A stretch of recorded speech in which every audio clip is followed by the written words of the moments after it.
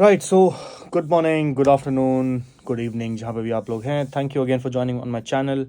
Last video मैंने बनाई थी घर को लेकर के, house buying process in the UK. उसको लेकर काफ़ी अच्छा एंगेजमेंट मिला, काफ़ी अच्छा फीडबैक मिला। एंड जो एक क्वेश्चन काफ़ी मुझे लोगों ने पूछा है कि डिपॉजिट कैसे हम डिसाइड करते हैं घर लेते वक्त यूके में, कितना डिपॉजिट पे करना पड़ता है, एंड उस डिपॉजिट को कैसे शो करते हैं while you're doing your accounts and finance. So very valid question. In fact मैं इस वीडियो में वही एक्सप्लेन करूँगा कि मैंने कितना डिपॉजिट पे किया, मैंने कैसे डिपॉजिट्स के लाइन आइटम्स को कैसे शो किया था, मैंने इंडिया से पैसे कैसे लाया, यहाँ पे कैसे मैंने पैसे अरेंज किए। बिकॉज आई नो अगर आप डिपॉजिट में फॉल्ट कर जाओगे, अगर आप अब सही सोर्स ऑफ फंड्स नहीं डिक्लेयर करोगे तो आपका मॉर्गेज एप्लीकेशन कैंसिल हो सकती है। So be wary of that and make sure that whatever you declare is absolutely right and correct, because UK में मनी लॉन्ड्रिंग एक सीरियस क्राइम है। एंड एक गलत इन्फॉर्मेशन आपका हाउस प्रोसेस ही नहीं, आपकी रेजिडेंसी और आपकी वीज़ा स्टेटस को भी हैम्पर कर सकता है। So watch until the end, and as I said in the last video, subscribe कर लेना यार, नहीं करना कोई नहीं, लाइक कर लेना अगर आपको अच्छा लगे। And do please, most importantly, please do share with your friends, and I'm sure they'll get some important takeaways from this video. Right. So before we understand more about कि deposit कहाँ से आप दिखाओगे, कैसे दिखाओगे, let's try and understand कितना deposit ज़रूरी होता है यूके में घर लेते वक्त। So देखो यार, आप deposit पे कर सकते हो anywhere between 5% to 20% depending upon various factors. For example, house की कितनी डिमांड है, लेंडर सॉरी सेलर की कितनी रिक्वायरमेंट है। सेकेंड, आप कितना पे कर सकते हो। And third, by loan to value. ना what is loan to value, जितना आपको मॉर्गेज मिल सकता है ना। फॉर एग्जांपल, अगर मॉर्गेज अगर 90% नहीं मिलेगा तो आप 10% डिपॉजिट पे करोगे। सो ये फैक्टर्स होते हैं। बट मेजरली देखा जाए, घर की कंडीशन को लेकर के भी डिपॉजिट का डिसीजन लिया जाता है। फॉर एग्जांपल, अगर नया घर है एंड उस बिल्डर नया है, उसने जस्ट अभी मार्केट में लॉन्च किया है, तो वो आपसे एनीवे बिटवीन 15 to 20% डिपॉजिट मांग सकता है, बिकॉज नए घरों में यूजुअली ये कंडीशन होती है। अगर बहुत पुराना घर है जिसके लिए बहुत दिन से मार्केट में है, अगर सेलर बहुत डेस्परेटली उसको सेल करना चाहता है, तो नहीं, कैन ऑल्सो से कि यार 5% डिपॉजिट दे दो एंड 95% मार्केट से लोन उठा लो। बट यूजुअली जो स्वीट स्पॉट होता है यूजुअली 10% का माना जाता है। अगर आप new to old house, middle aged house को देख रहे हो, तो अराउंड 10% डिपॉजिट आपका चलता है। सो ये आपको डिसाइड करना पड़ता है, ये आपको पहले ही बता दिया जाएगा while you are in conversation with your mortgage lender. वो बता देगा कि यार देखो, आपको इतना लोन मिल सकता है, सो इसके अकॉर्डिंगली आप डिसाइड कर लो। अगर मॉर्गेज, फॉर एग्जांपल, अगर लेंडर बोलता है कि आपको 95% लोन मिल सकता है, that means you can either go for a 5%, you have to go for minimum 5% deposit, or you can go for 10%, 15%, 20%, whatever it is. The more deposit you pay, mathematically, less of monthly installment you will be paying and less of interest you will be paying. And lower the deposit, obviously आपकी monthly instalment बढ़ जाएगी। वो decision आपको लेना पड़ता है। But obviously घर की वैल्यू को लेकर के और घर की कंडीशन को लेकर ये डिसाइड होता है। As sir sweet spot around 10%, मैंने 10% पे किया था। एंड 10% की वैल्यूएशन पे मैंने डिपॉजिट को अपना अरेंज करके घर की तरफ डाला था। सो जब मैंने डिपॉजिट लिया, so now next big consideration is कि डिपॉजिट आप कैसे शो करोगे यूके में। नाउ डिपॉजिट आपको, आप जो घर में डाल रहे हो, it has to all come from the UK bank account. India से या किसी और शहर से या किसी और देश से आप डिपॉजिट नहीं जमा कर सकते। All of the money that needs to go towards buying the house has to be through a UK bank account only. Okay, because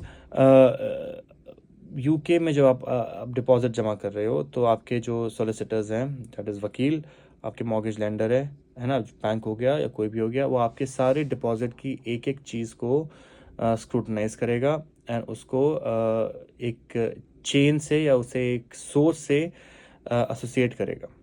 because UK में मनी लॉन्ड्रिंग बहुत सीरियस क्राइम माना जाता है। बाहर से, फॉरेन देशों से, टैक्स फ्री हेवन से आप अलग अलग जगह से यूके में लोग पैसा लाते हैं, ऑब्वियसली लाते हैं, अपना तरीके से करते हैं, बच जाते हैं, नहीं भी बचते। बट सेफर साइड में आपको अगर सेफ्टी बरतनी है तो आपको सारा अकाउंट स्टेटमेंट अपना क्लियरली डिफाइन करना पड़ेगा। फॉर एग्जाम्पल, मेरे इंस्टेंस में मैंने खुद अपना सेविंग किया था, मैंने अपने घर वालों से लिया था, एंड ऑब्वियसली मेरी वाइफ और मेरा जॉइंट अकाउंट था, तो उससे भी हमने पैसा जमा उठाए थे।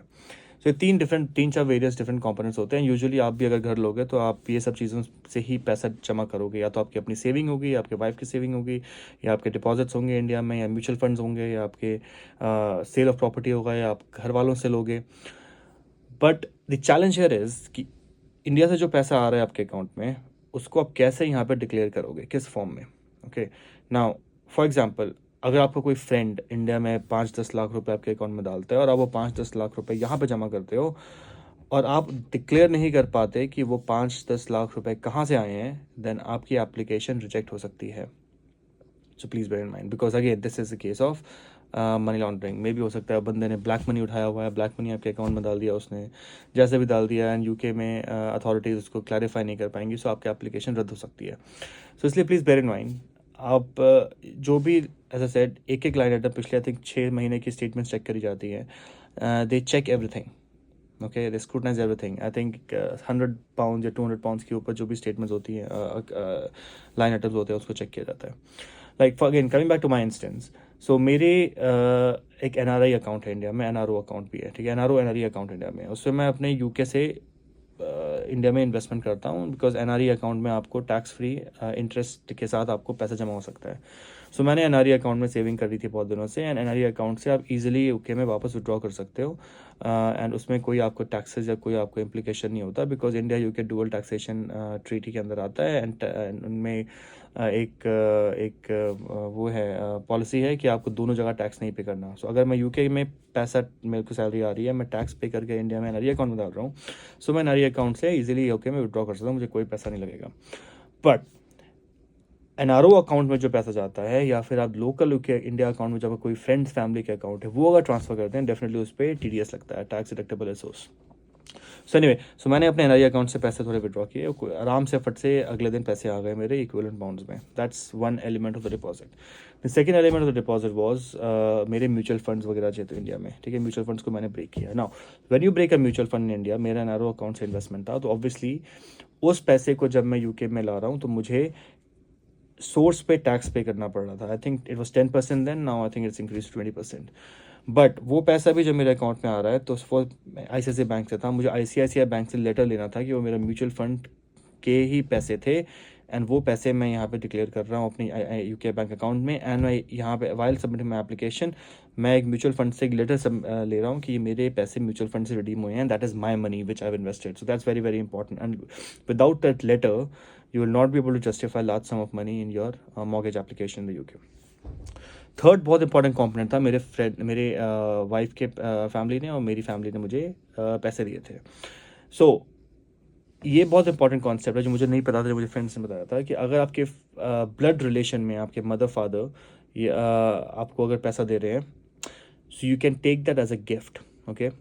वो गिफ्ट के फॉर्म में आपको कैसे आएगा कि आपके अकाउंट से ऑब्वियसली उनको भी टैक्स लगेगा, deductible source whatever it is 10% 15%, but वो जो पैसे आपके अकाउंट में आते हैं, आपको ये दिखाने की ज़रूरत नहीं है कि उनके पास पैसे कैसे आए, ठीक है। आप ये क्या कर सकते हो कि आप उनको बोल सकते हो कि आप इंडिया में लोकल वकील के पास जाओ, एफिडेविट बनाओ कि ये एक गिफ्ट दे रहा हूँ, मैं दे रही हूँ अपने बेटे बेटी को, यूके में वो घर लेना चाहते हैं, that's a gift, okay. Very very simple, it's a very very small affidavit, no झंझट, नथिंग, एंड वो एफिडेविट को आप करवा लो ये वो कुरियर हार्ड कॉपी, ठीक है। नाउ ऑब्वियसली ये जो घर वाले पैसे आते हैं, ये सब आते हैं, काफ़ी ज़्यादा ह्यूज अमाउंट होता है, मेरे भी काफ़ी बड़ा अमाउंट था, and it was very critical, क्योंकि यूके में समझ नहीं आता लोगों को कहाँ से पैसे आए। बट मैं उनको दिखाऊँ कि मेरा गिफ्ट मिला है, मुझे गिफ्ट के फॉर्म में कोई पैसे आए हैं, एंड ये एफिडेविट है, सो भाई कोई कुछ मना नहीं कर सकता यहाँ पे, okay. And then obviously fourth consideration होता है जो आप अपना सेल ऑफ प्रॉपर्टी या sale of automobile whatever you do in India, but again उसको भी आप अगर घर बेच रहे हो इंडिया में, तो घर के आपके जो पेपर्स हैं जिसका आपको फाइनल सेल हुई है, उसकी भी ज़रूरत होती है when you show that whatever this 10 lakh 15 lakh you are taking from India is being submitted towards a deposit, so all of that has to be declared. So crux of it is, जो भी पैसा आपको deposit की तरफ जा रहा है, okay, एक एक पैसे का आपको क्लैरिटी होना चाहिए, ओके। आप ऐसा नहीं बोल सकते कि आपको नहीं पता ये पैसा कहाँ से आया, आपको नहीं पता कि 10,000 पाउंड 20,000 पाउंड आपने कहाँ से लिए, आपको फ्रेंड ने दिया, फैमिली नहीं, बैंक्स आपको स्क्रूटनाइज करेंगे, अथॉरिटीज़ आपको स्क्रूटनाइज करेंगी, आपको लेटर्स आएंगे एंड आपको जस्टिफाई करना पड़ेगा। ये बहुत इंपॉर्टेंट प्रोसेस होता है, बहुत सारे लोग इसमें फेल कर जाते हैं। Please avoid that and please consider what you are submitting as part of deposit. एक बार डिपॉजिट जमा हो जाता है यार, उसके बाद तो फिर ऑब्वियसली आपका लोन अप्रूव हो जाता है एंड लोन के साथ आपको डिपॉजिट मिला के you can by the house. But एक कॉम्पोनेंट बहुत इंपॉर्टेंट होता है इसमें, जो ना डिपॉजिट में कवर होता है ना लोन में कवर होता है, वो होता है एक्स्ट्रा ओवर ऑफर्स एंड जो फीस होती है आपके सोलिसिटर्स की, लेंडर्स की, एटसेट्रा एटसेट्रा। ये ना डिपॉजिट में कवर होती है ना लोन में कवर होती है, इसका कॉम्पोनेंट अलग होता है। ये होपफुली मैं अगली वीडियो में आपको बताऊंगा कि वो कॉम्पोनेंट कितना होता है और वो कैसे पैसे जमा करते हैं। But I hope what I said made sense.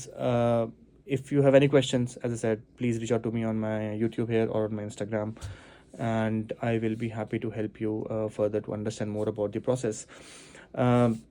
But yeah, please do share with your friends. I really want to help all of you out who are planning to come to the UK come to the UK and buy a house. It's a difficult process. If you're getting into it, good luck and good wishes.